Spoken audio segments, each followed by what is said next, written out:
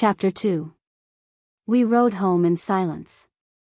I hated it because it made me nervous, and gave me time to think of what was waiting once we arrived. The wedding consummation.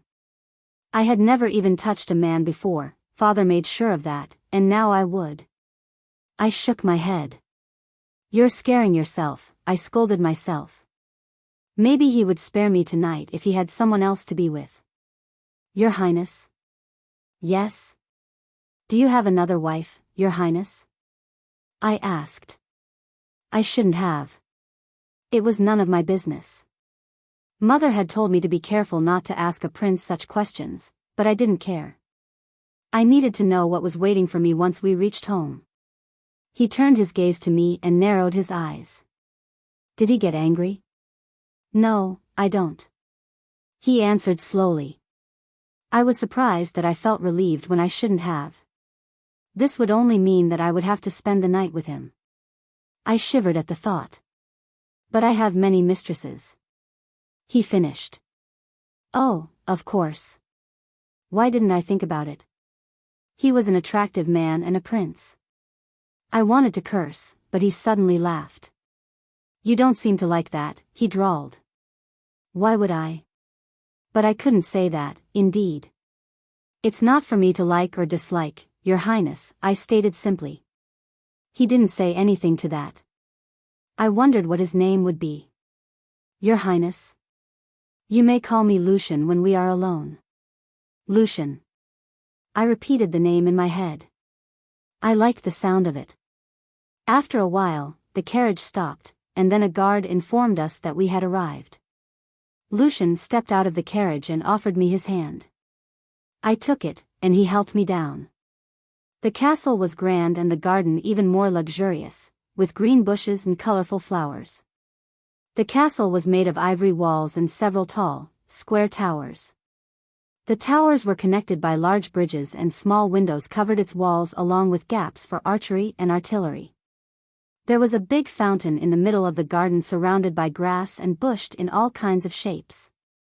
Different range of flowers were symmetrically scattered across the garden. It was truly a beautiful sight. "Lucian," someone called, and I turned my head to see who. 4 men in royal robes approached us from a distance. "We came to welcome you and your bride," one of them spoke as they neared. "Is that so?" Lucian asked. "Of course, we are brothers after all." The other behind him smirked. "Brothers? Why don't you and your bride join us for dinner?" he suggested.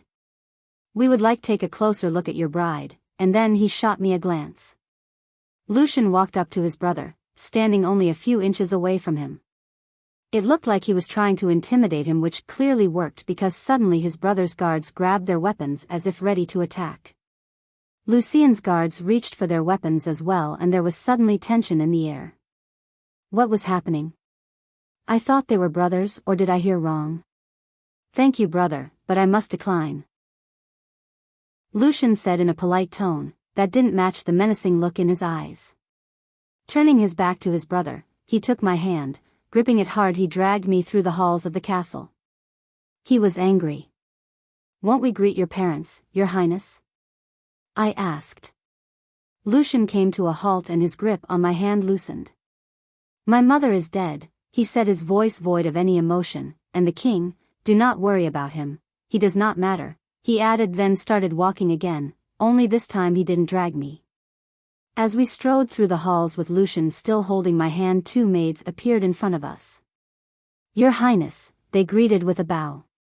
"With your permission, we would like to prepare Her Highness," they inquired. "Prepare me for what?" "Preparing is what I have been doing my entire life." At first, Lucian didn't let go of my hand, but when the maids gave him a pleading look, he released me and left without a word. The maids motioned for me to follow them and led me to a dressing room where they helped me get out of my wedding dress and slip into a beautiful white nightgown with its matching robe, both made of silk. They took out the pins in my hair and let it fall in waves. After putting some scents onto my skin, they served me tea. "What's this?" I asked. "It's a herb tea that will help you relax and decrease the pain, Your Highness." "What pain?" I said, but then realized what they were talking about. They must have seen the horror on my face because I could see pity on theirs. Why did they pity me? Was he going to be rough with me? Well, he didn't seem like the gentle type from the way he gripped my wrist earlier. It was as if his hand was made of steel. I don't need it, I said and stood up straight. Just take me to the chamber. They hesitated but then followed my orders and led me to our private chamber where they sat me down on the bed. Adjusting my hair and gown, they took one last look to see if everything was perfect. We will inform His Highness that you are ready, they informed and left. The worst scenarios appeared in my head and my heart pounded so hard in my chest that it was getting difficult to breathe. My hands started to sweat and my head began to spin. I waited for what seemed like hours but was likely just minutes. After the long wait, the door finally opened and Lucian stepped inside. Closing the door behind him, he just stood there for a while, studying me with those odd eyes of his before approaching me slowly.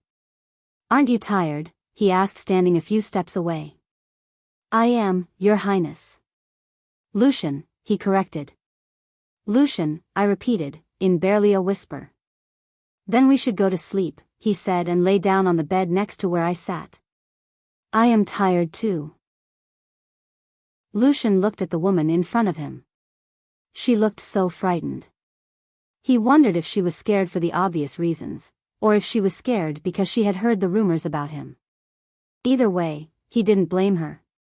Most people feared him, even his own father. He never dared to look his son in the eyes. Lucian always wondered what he had done to make his father fear him. 8. He always knew that he was different. He had even scared himself when he was a little boy, when he had discovered what he could do. When he, for the first time, moved an object with just a thought, or when he had wished his brother could burn, and then suddenly his brother's clothes were on fire. Everyone rushing to help him get out of the flaming clothes. That day he had been terrified. Running to his room, he had cried in a corner, wishing he could talk to someone about it. But who? His father feared and hated him. He would just scare him even more, and his mother was dead. He wondered how she would react. His brothers used to play with him at first, but then when they got older and started their training, they noticed he was faster, stronger and a better fighter. He was also a very skilled swordsman. His teachers always praised him. But his brothers, they mocked him, telling him to stop cheating. "Cheating is what the devil does," they would say. The maids had mixed feelings about him. They were as attracted to him as they were scared. Some of them liked the thrill, the danger. The young ones would give him seductive glances, but the older maids would warn them. "Be careful," they would say, "tempting people and making them sin is what he does." Some would listen, some wouldn't. The only people who didn't fear him or hate him were his men. His soldiers. They were tough men who didn't believe in rumors. They respected him. Still, they weren't his family. He could only talk business with them. Lucian looked at the woman now laying beside him. The woman who was his family now. She was laying so far out on the edge he was afraid she would fall from the bed. She didn't even move, she was so stiff. Even though he told her to sleep, he could still hear her heart beating wildly inside her chest. She had surprised him earlier with her bold questions. He liked her so far, she amused him. Lucian remembered the look on her face when he told her that he had mistresses. She was probably the jealous type. "I guess I like jealous," he thought, smiling to himself. And when she played the flute, and when she had whispered his name. Now she was as timid as a rabbit. That, he didn't like.